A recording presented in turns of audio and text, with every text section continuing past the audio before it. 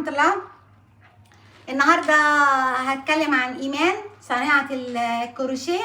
جات لي هدية من كام يوم مقفولة، لسه فاتحاها على اليوتيوب.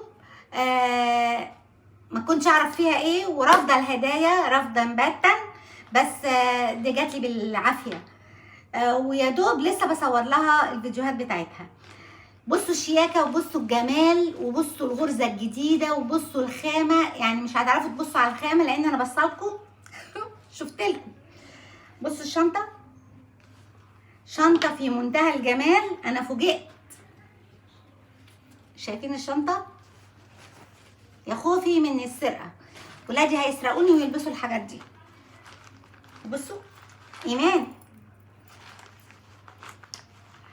بصوا جميلة جدا جدا جدا، وبموت في الجيوب.